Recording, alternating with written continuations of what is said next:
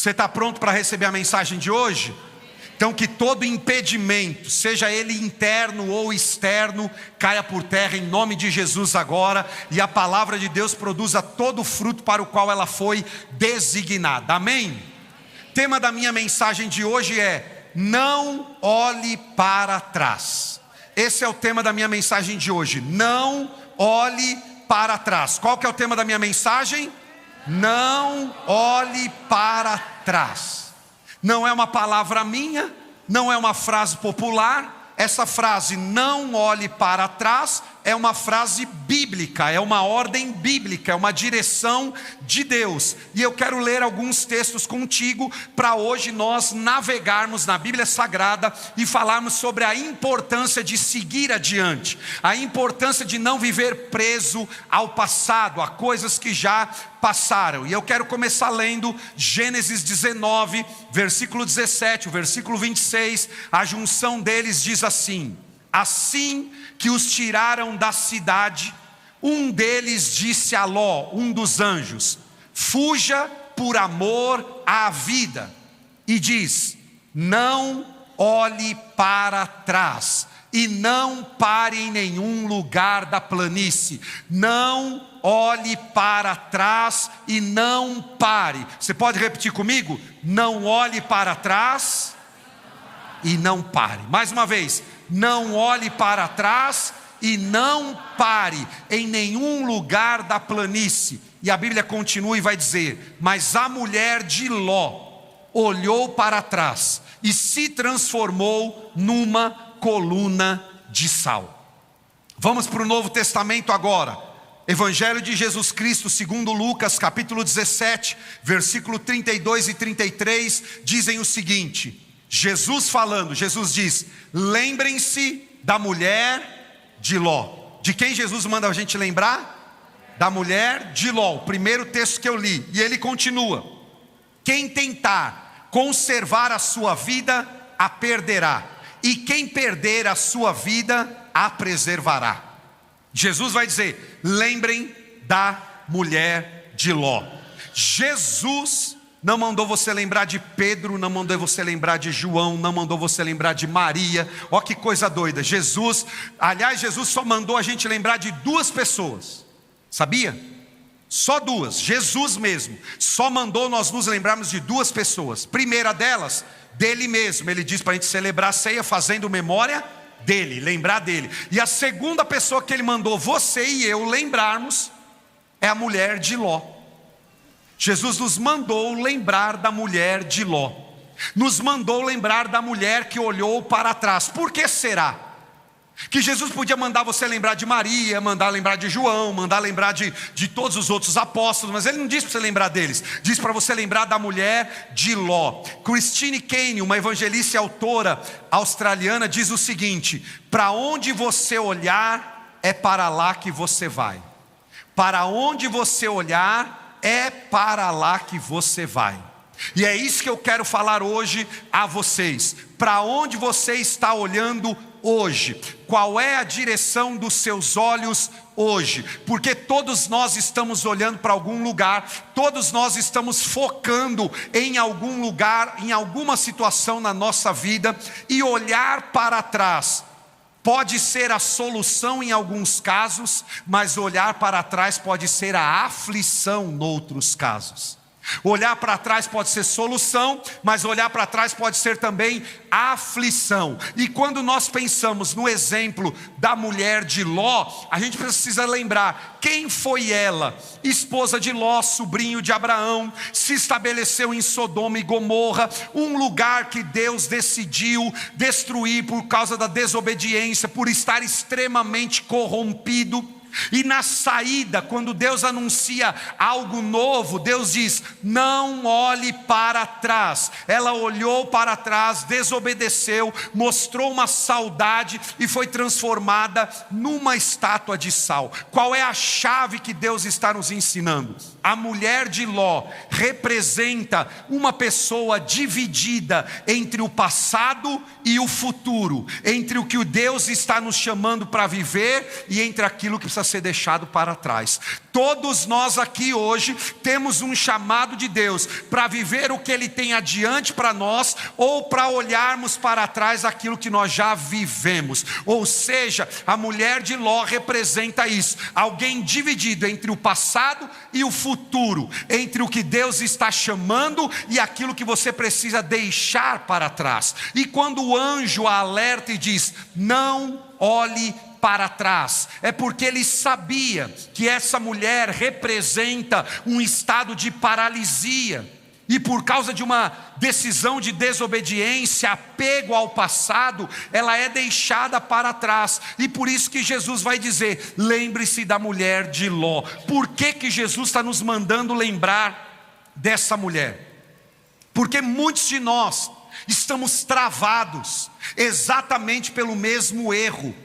O erro da mulher de Jó: nostalgia doentia, saudade daquilo que Deus já mandou você deixar, ou medo do novo. Há muita gente travada por essas três coisas, preste atenção: nostalgia doentia, ou você está travado por uma saudade daquilo que Deus já te mandou deixar, ou você tem medo do novo. Muitos estão sofrendo isso hoje. Mesmo que você tenha sofrido uma perda legítima, com o tempo você não pode ficar estagnado naquele lugar de perda. Por isso que essa palavra, não olhe para trás, é uma palavra para todos nós, é uma palavra de cautela para todos nós, porque talvez, e estava mesmo, a mulher de Ló estava apegada a uma vida de conforto e de luxo. Ela tinha uma família próspera, e agora ela vê Deus destruindo tudo, morrendo tudo, acabando tudo, e vai recomeçar.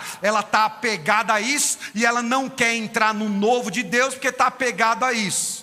Ela está triste por deixar um status social, porque ela vivia na entrada da cidade, onde moravam as pessoas mais importantes, e ela não quer deixar o status social dela.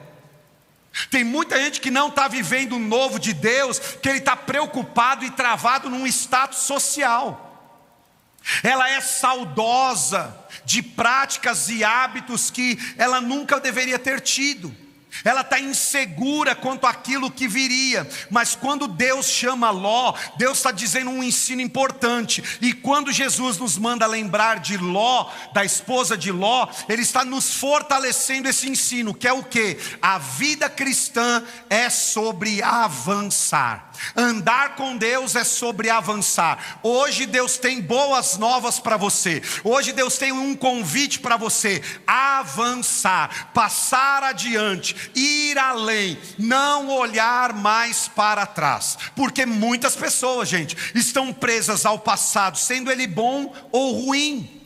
Não importa se o seu passado foi bom ou ruim, a grande verdade é que ele já passou e não volta mais.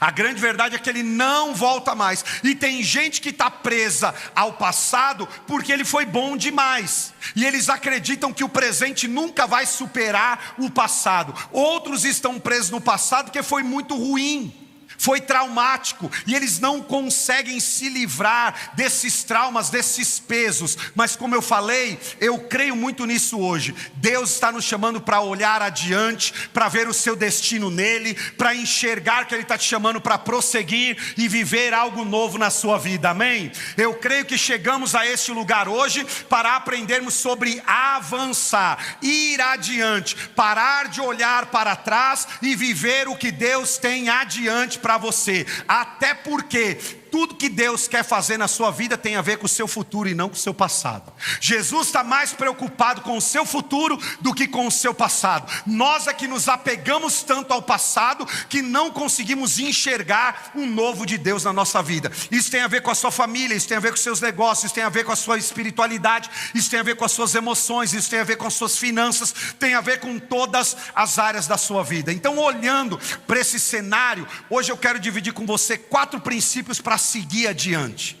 Como é que a gente faz para não olhar para trás e seguir adiante e avançar naquilo que Deus quer que nós avancemos e entrar nessa nova estação que Deus tem para nós? Como seguir adiante? Como, pastor? Eu sei que eu preciso deixar o passado, mas eu não consigo. Como fazer isso? A Bíblia nos ensina, a Bíblia nos dá os passos, e é isso que eu quero dividir com você hoje. 4 passos para você parar de olhar para trás e avançar adiante com Deus. Parar de olhar para trás e avançar adiante com Deus. Amém? Quem está comigo, diga amém. Amém. Não olhe para trás. Como parar de olhar para trás, pastor? Como viver o novo se tudo que eu vivi foi isso, foi aquilo? 4 passos que a Bíblia vai ensinar. Então, primeiro lugar, para você avançar adiante com Deus. Como é que eu faço para avançar adiante com Deus? Primeiro lugar, entregue o seu passado para Deus. É o primeiro ensino da Bíblia. Como é que eu faço para avançar adiante com Deus? Entregando o meu passado para Deus.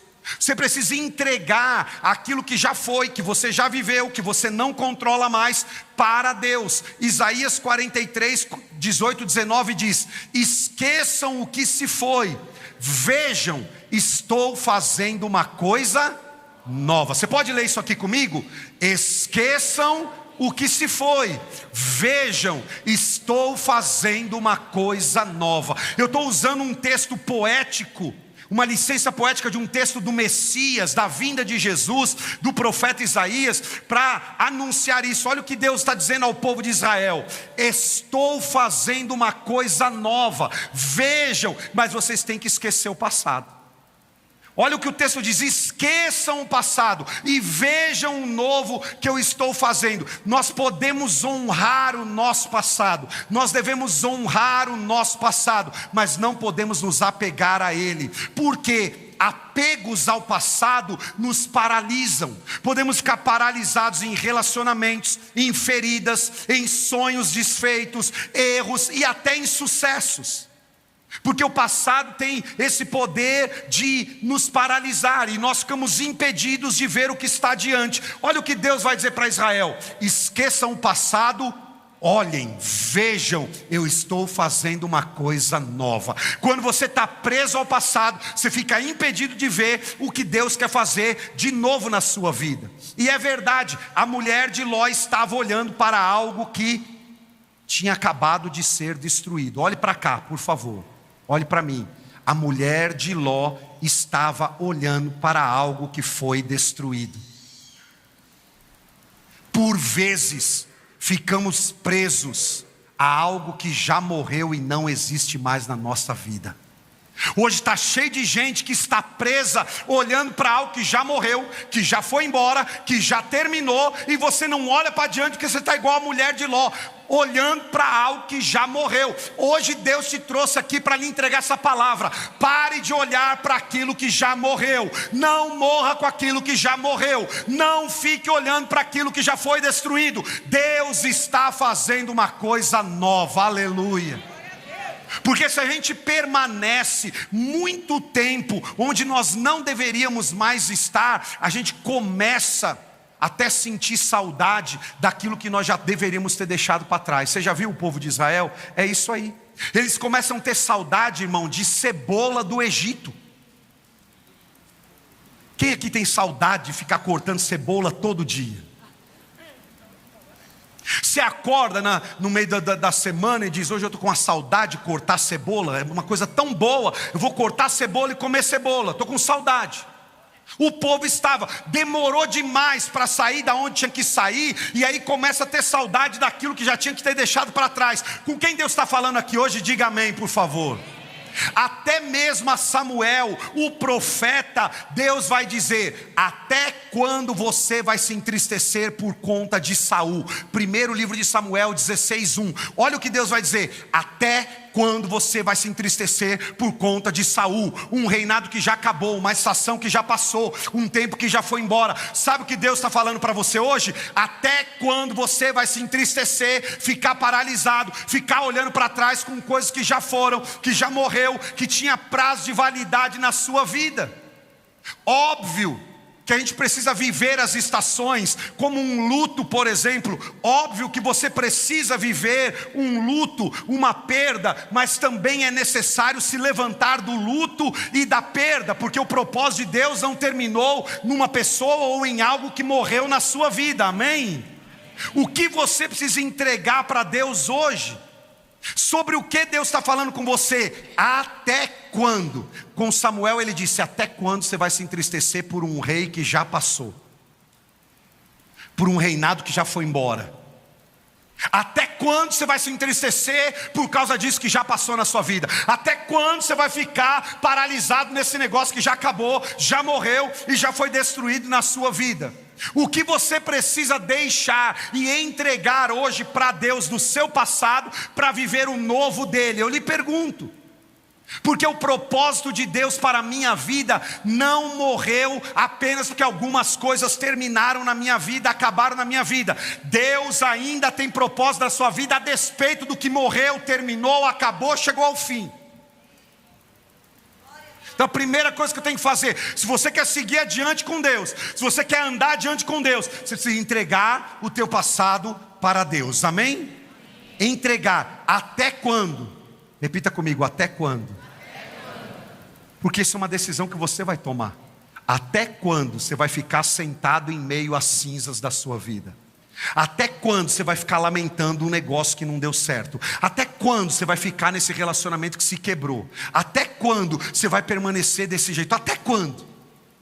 Deus disse para Samuel: até quando? Eu estou querendo fazer uma coisa nova. Olha o que Deus está dizendo: eu quero ungir Davi. Eu tenho um novo legado, um novo tempo, um novo reino. Ei gente, entrou pessoas aqui hoje que Deus está dizendo: eu quero fazer algo novo na tua vida. Mas até quando você vai ficar olhando para trás? Até quando você vai ficar de lamúria com alguém que te deixou, te traiu, te abandonou, roubou de você um negócio que não deu certo? Até quando você vai ficar choramingando essa sociedade que se quebrou e não vai se levantar para viver o novo que Deus tem na tua história? Aleluia! Até quando? Se você quer viver o novo de Deus, você vai precisar entregar a Ele todo o seu passado. A minha oração hoje é que você consiga dar esse passo, entregar a Deus o seu passado, amém? Segundo lugar, o que a Bíblia vai nos ensinar? Para avançar adiante com Deus, o que eu tenho que fazer? Primeiro passo, entregar meu passado a Ele. Segundo passo, viva livre em quem você é em Deus. Viva livre em quem você é em Deus. É o segundo conselho da Bíblia. Olha o que diz Provérbios 4, 25, 26. Olhe sempre para frente, mantenha o olhar fixo no que está adiante de você. Considere a vereda que os seus pés tomam e seja firme em todos os seus caminhos. Deixa eu lhe dar uma palavra. A sua identidade não está em suas realizações, não está no seu passado e não está naquilo que ficou para trás. A sua identidade está em Deus e Deus não está preso neste lugar, neste passado. Muitas vezes nós somos intoxicados por aquilo que intoxicou a mulher de Ló, a insegurança de não saber quem você será a partir de agora. Ela tinha status, ela tinha vida boa, aí Deus fica tirando ela de Sodoma e Gomorra, e qual é a insegurança? Quem eu vou ser agora? Porque eu era a rainha do Instagram de Sodoma e Gomorra. Quem é que eu vou ser agora? Como é que eu vou viver minha vida agora? O que vai ser da minha popularidade? Ela está apegada ao conforto, ao status social, àquela identidade, mas de verdade ela não sabia quem ela era fora dessa realidade, fora da realidade de Sodoma e Gomorra. E talvez é por isso que ela não conseguiu deixar aquele lugar. O medo de seguir em frente muitas vezes nasce dessa insegurança. E se eu fracassar? E se não der certo? Como é que eu serei visto a partir de agora? A mulher de Ló deve ter se lembrado: como é que as pessoas vão me ver a partir de agora? Do que elas vão me chamar a partir de agora? Deixa eu lhe dar uma palavra. Onde está a sua fonte de satisfação? Onde você está firmado? Em quem você está firmado? A sua identidade não está presa a passado, a coisas, a status social. Sua identidade está em Deus. Nós somos filhos de Deus, reconciliados em Cristo, amados. Não há condenação para nós, Ele tem futuro. Porque quem vive buscando amor e aceitação dos outros, vive preso. Mas quem está ancorado no amor do Pai Celestial, caminha em liberdade, está desimpedido para avançar, porque você não está preso ao que pessoas vão dizer, ao que pessoas vão pensar. Ou seja, pessoas maduras na fé são desapegadas, porque estão ancoradas em Deus. Gente de Deus tem que estar ancorada só nele, e quem está ancorado em Jesus é desapegado. Ah, não vai ter isso. Ah, não vai ter aquilo. Tem o Deus. Quem tem Jesus tem tudo. Amém? Por isso que o apóstolo João vai dizer, 1 João 4,18: no amor não há medo. Ao contrário, o perfeito amor expulsa o medo. 1 João 4,18. O perfeito amor expulsa o medo. Então preste atenção. Você precisa estar com a sua identidade muito bem definida em Deus. Quem você é, filho de quem você é, quem é que rege, direciona e governa a sua vida. Amém? Você precisa entregar a Deus seu passado, você precisa estar certo da sua identidade em Deus. Você não é o que as pessoas dizem, você não vive porque tem gente que está vivendo nesse mundo das comparações hoje, o tempo todo só para se comparar com os outros, só para se comparar com o que os outros estão fazendo. Você é um filho, uma filha amada de Deus. Ele tem um propósito, um projeto extraordinário na sua vida. Ele te criou desse jeito. Tudo que Deus fez na sua vida foi meticulosamente errado. Ele não errou quando criou sua identidade, sua sexualidade, sua família, o lugar que você nasceu, os dons e talentos que Ele projetou em você. Ele não errou, Ele fez certinho. A gente que nessa insegurança foge do projeto de Deus. Então, para avançar com Ele, você precisa estar certo da sua identidade. Amém? Terceira coisa que a Bíblia vai nos dizer, o passo terceiro: eu quero avançar na minha vida, pastor, quero lhe dar uma palavra: escolha prosseguir mesmo com limitações. Escolha prosseguir mesmo com limitações. Olha o que diz Filipenses 3, 13 e 14. Paulo está falando: irmãos, não penso que eu mesmo já o tenha alcançado, mas uma coisa faço. Olha o que Paulo fazia: esquecendo-me das coisas que ficaram para trás e avançando para as que estão adiante, prossigo para o alvo, aleluia, a fim de ganhar o prêmio do chamado celestial de Deus em Cristo Jesus. Olha o que Paulo está ensinando, que eu e você precisamos fazer: escolher prosseguir mesmo com limitação. Você precisa andar para frente mesmo com limitação, andar adiante mesmo com imperfeições, mesmo que tudo não esteja do jeito que você espera que estivesse. Ande para frente, prossiga mesmo com limitações. É o que ele está dizendo: eu não alcancei tudo que poderia, mas eu prossigo para o alvo. Olha o que Paulo está dizendo: eu não conquistei o que eu queria, eu não sou quem eu gostaria, eu não tive tudo que eu queria ainda, mas eu continuo andando para frente, prosseguindo para frente, caminhando adiante. Tem limitações, tem problemas. Aliás, Paulo está preso. Quando ele escreve essa carta, ele está preso em Roma. E olha o que ele está escrevendo: prossigo para o alvo. Ele está guardando sua sentença de morte, mas ele está dizendo: eu prossigo para o alvo. O que é isso? Ele está preso por pregar o evangelho, mas está prosseguindo. Como você pode dizer, pastor, como que alguém prossegue, anda para frente preso? Porque preso estava o corpo, mas a alma e a mente está livre. Ele está dizendo: eu prossigo para o alvo, ainda tem coisa para eu conquistar. Aqui da prisão eu vou conquistar. Ah, eu não posso mais viajar como missionário, eu mando cartas. Ah, eu não posso estar com as pessoas nas casas, eu mando cartas, eu oro, eu envio mensagens. Ou seja, ele resolve prosseguir mesmo com limitações. E prosseguir é dar o próximo passo, ainda que você não tenha toda a perspectiva. Isso inclusive é o que a Bíblia chama de andar pela fé. Andar pela fé é isso: sair de um lugar de paralisação e dar o próximo passo. É desafiador, mas é o que você tem que fazer. Você vai ter que lidar com o risco de errar, o medo de mudar. Tem muita gente que não vive o novo porque ele tem medo das mudanças. O ser humano tem medo de mudanças. A gente é resistente a mudanças. Nós vamos ter que lidar com perguntas que não têm respostas. Aí a gente trava, paralisa. Não é assim? O seu próximo passo na sua vida não está ileso dessas coisas. Você vai ter que lidar com o risco. Você vai ter que lidar com a dor da mudança. Porque mudar, avançar e crescer dói. E você vai ter que lidar com perguntas que você não tem todas as respostas. Ainda assim, o convite de Deus para você é: prossiga, ande para frente, vá adiante. Olha o que Deus está dizendo ao povo de Israel no texto de Isaías: eu já fiz grandes coisas na vida de vocês, mas prossigam, vão para frente que eu estou fazendo uma coisa nova, aleluia.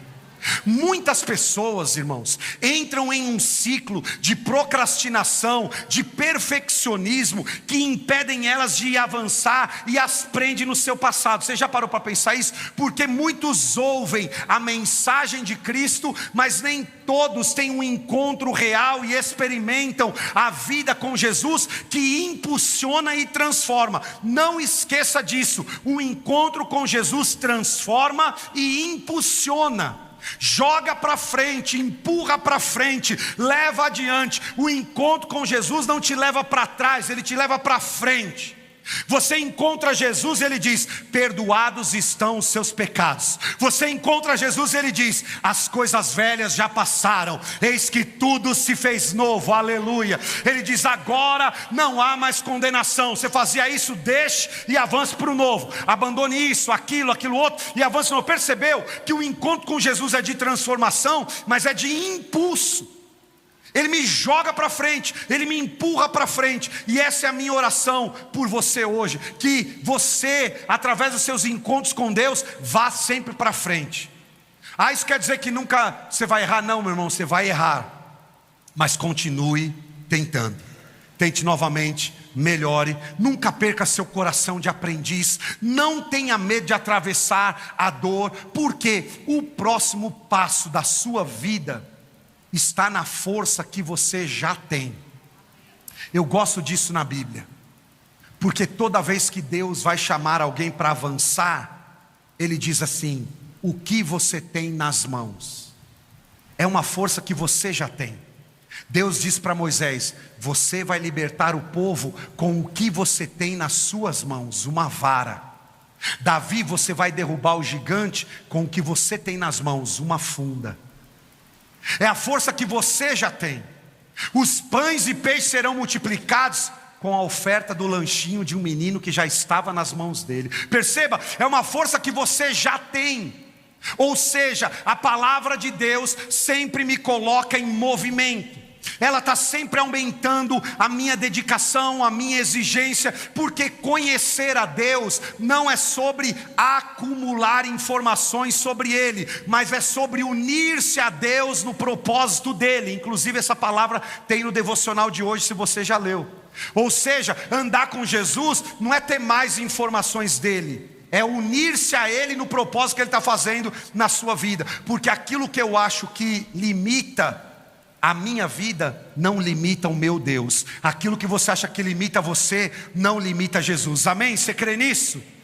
Então dei 3 passos, o quarto e último agora, para avançar adiante com Deus. O que a gente faz para avançar adiante com Deus? Aprenda com a Bíblia, palavra de sabedoria para o teu coração. Quarto lugar: nunca vá sozinho. Nunca vá sozinho. É um ensino da Bíblia. Para andar adiante, para crescer, para prosseguir, nós precisamos de gente ao nosso lado. Eclesiastes capítulo 4, versículo 10 vai dizer: se um cair, o amigo pode ajudá-lo a levantar-se, mas pobre do homem que cai e não tem quem o ajude a levantar-se. Olha o que Deus está dizendo: pobre é quem está andando sozinho, porque ele não vai ter quem o ajude a levantar. Ninguém consegue avançar se não tiver relacionamentos significativos, positivos na sua jornada de vida. Até mesmo Jesus escolheu andar com 12. Nesse mundo que a gente está vivendo, a gente ouve muito isso: não olha para trás, no sentido, não se apegue às pessoas, abandone todo mundo, vai viver a sua vida. Mas esse não é o padrão do céu. Esse não é o padrão de Jesus. O padrão do céu é: Deus sempre tem alianças, conexões e pessoas na nossa vida que nos permitem avançar, que nos levam a avançar. Ou seja, os seus relacionamentos, eles impulsionam você. Deus não quer que a gente avance sozinho. A gente sempre leva alguém, e a gente sempre tem alguém nos levando também. Está dando para entender ou não? Os seus relacionamentos têm trazido misericórdia na sua vida e na vida dos outros, levado para isso. O meu conselho a você é: não se isole, não fique preso a feridas relacionais. Ah, pastor, eu já me machuquei. Não se prenda a traumas que fecharam teu coração e impedem você de abrir-se para o novo. Busque amigos, busque conselheiros, gente para te ajudar. Aliás, eu abro um parênteses aqui na minha palavra para dizer: como igreja, nós somos uma família para pertencer, e a gente precisa encontrar pessoas para seguir adiante. E meu conselho a você: você está vindo aqui na igreja, a maior força dessa igreja está num lugar chamado grupo familiar. Grupos familiares que se reúnem semanalmente nas casas. A gente reúne multidão aqui. A gente é a igreja de multidão no templo, mas a gente é a igreja de casa em casa. Num grupo pequeno, no grupo familiar, é o lugar onde você encontra esse ambiente, gente para te pegar na sua mão, te ajudar. Por quê? Porque você não vai adiante sozinho. E tudo que o inimigo quer é que você, quando ferido, se isole, fique sozinho, não busque ajuda, e ali ele te paralisa, e ali ele te bloqueia. Mas a minha palavra a você é: se você não conhece o grupo familiar, procura nossos líderes, pega um esboço da igreja, entra para toda a cidade, um grupo pequeno de pastoreio, que nós temos espalhados para todo canto, para um cuidar do outro, um ajudar o outro, quando um cai o outro levanta, porque é bíblico. Olha os passos que a Bíblia está nos dando para você avançar adiante com Deus. Entregue seu passado para Deus, viva livre em quem você é em Deus, escolha prosseguir mesmo com limitações, e nunca vá sozinho. É o que a Bíblia diz, porque é isso que o inimigo quer.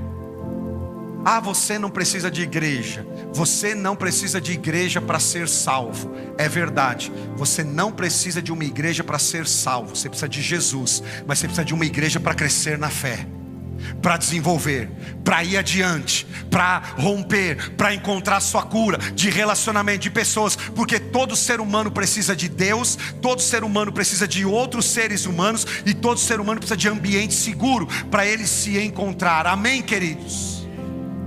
Deixa eu te contar uma história para eu encerrar. Encerro contando uma história. O ano é 1642. Em 1642 nasce um menino numa pequena vila da Inglaterra. Ele nasceu nas piores circunstâncias. O seu pai morre antes dele nascer. A sua mãe, solteira, em 1642, luta para manter o seu filho como mãe solo, criá-lo, sustentá-lo. Ele nasce prematuramente. Foi sempre uma criança fraca e doente. O tempo todo a mãe solteira tendo que lidar com um filho fraco, doente, prematuro, lutando contra isso. Quando o menino tem 3 anos de idade, aquela mãe solteira, fazendo de tudo para tentar criar o seu filho, recebe uma visita na sua casa. Bate na porta da sua casa um padre de 70 anos. Um padre de 70 anos bate na porta da casa dessa mulher e diz para aquela mulher: eu gostei de você e eu gostaria de te ajudar a sair dessa vida. E esse padre diz para essa mulher: eu lhe prometo vida, casa, dinheiro, toda coisa boa e condição boa que você não tem até aqui, até agora, eu te prometo se você vier comigo. E eu quero que você viva comigo. Essa mãe começa a pensar, mas o padre põe uma condição. O padre diz: só tem uma condição para eu te levar e te dar a melhor vida que você pode ter. Você não pode levar esse menino de 3 anos. A criança não dá para levar. A mãe pensa, o padre volta, e aquela mulher aceita o convite do padre e vai viver com o padre e deixa o seu filho. E esse menino de 3 anos vai crescer aprendendo o que é ser rejeitado. Você sabe o que é ser rejeitado? Ao escrever as memórias da sua vida, esse menino escreve que odiava, ele escreve 3 coisas. Eu odeio a minha mãe, porque me deixou para ir morar com um padre. Eu odeio o padre, porque me tirou a minha mãe de mim. E eu odeio o Deus do padre.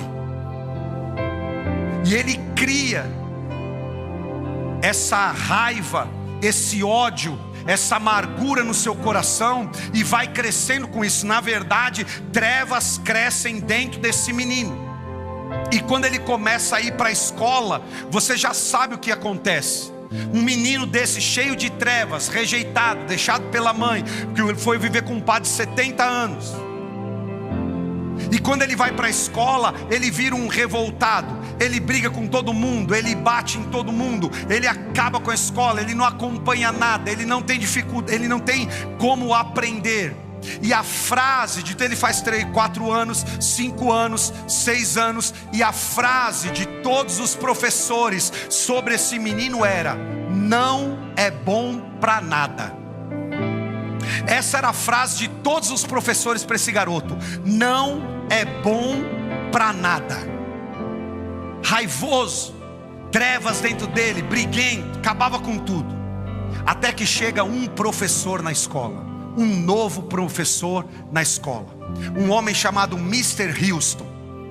Esse homem chega na escola, o novo professor. Ele é um cristão muito forte, muito comprometido com Deus, e ele decide trabalhar e investir para quebrar a carcaça de mágoa daquele menino.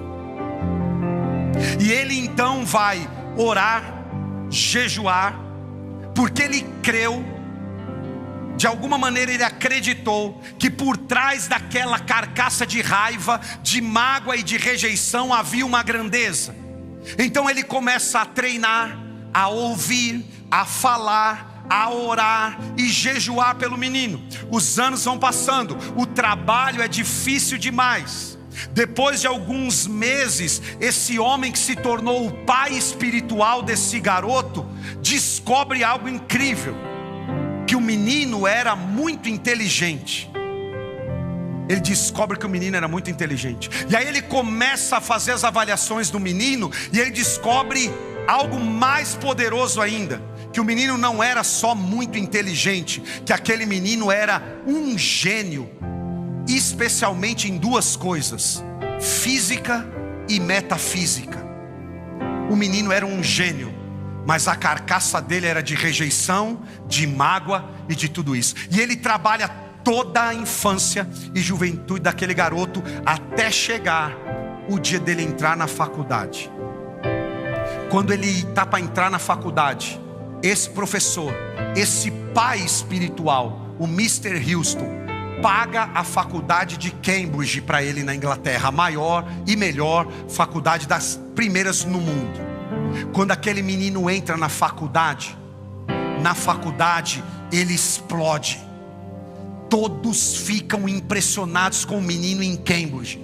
Ele se torna o melhor aluno, vai estudar astrologia, ele vira um monstro da metafísica. Você sabe de quem eu estou falando? Eu estou falando de Isaac Newton, o pai da física moderna. Eu estou falando de uma das mentes mais brilhantes, um dos maiores cientistas que já viveram. Se você for em Cambridge, na região, no túmulo de Isaac Newton, eu trouxe uma foto do túmulo de Isaac Newton. Mostra aqui para mim, por favor. Está com a foto aí do túmulo dele? Dá para pôr aqui? Mandaram ou não? Tem a foto? Não tem? Então depois veja porque eu mandei que não botou a foto aí. Mas se tem a foto de Isaac Newton, dá um Google depois e põe túmulo de Isaac Newton. Tem um túmulo de Isaac Newton, e no túmulo de Isaac Newton está escrito uma frase. A frase que está escrita no túmulo de Isaac Newton é: aqui está o Senhor Isaac Newton, um homem com o intelecto que chega perto do divino. Olha o que está escrito no túmulo dele: aqui está o senhor Isaac Newton, um homem cujo intelecto chega perto do divino. Mas o que os professores disseram do Isaac Newton antes? Não é bom para nada. Mas olha o que está escrito no túmulo dele: aqui está uma pessoa que o intelecto, a inteligência dele parece com o divino. Eu lhe pergunto, o que mudou esse intelecto? O que mudou isso? O que mudou isso foi uma fé capaz de deixar o passado, a rejeição, o trauma, e um líder espiritual que o guiou e o arrancou daquela carcaça de mágoa, de medo, e o colocou num novo lugar, que a gente aprende que quando andamos com Jesus nós podemos chegar lá. Amém, querido? Estou falando do pai da metafísica, estou falando daquele que mudou a história da humanidade. Primeiro telescópio, ele que criou, vai ver na história. Einstein depois vai se inspirar nele. Outros, e quem ele era? Um garoto rejeitado, mas precisou deixar para trás. Não olhe para trás, porque você pode viver algo novo com Deus. Vou repetir: entregue o seu passado para Deus, viva livre em quem você é em Deus. Terceiro, escolha prosseguir mesmo com limitação, e nunca vá sozinho. Isaac Newton não foi sozinho, ele teve o Mr. Houston, pegou na mão dele, levou ele adiante.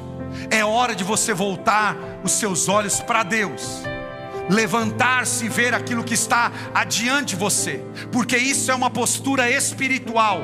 Espiritualmente estamos sendo chamados a ir adiante, a seguir adiante. Espiritualmente Deus está te convocando hoje a se posicionar. Eu vou adiante, eu não vou parar no meu passado. Talvez você tenha um passado como o do Isaac Newton, rejeição, dor, trauma, abandono, não sei, mas eu quero lhe dizer, hoje você pode assumir uma postura espiritual e dizer: eu não vou mais olhar para trás, porque Deus tem algo a fazer na minha vida que é maior que o meu passado, é maior do que o que já morreu, é maior do que o que foi embora. Aliás, eu tenho uma palavra para você: o que Deus tem para realizar na sua vida é maior do que coisas que já foram embora. Aleluia!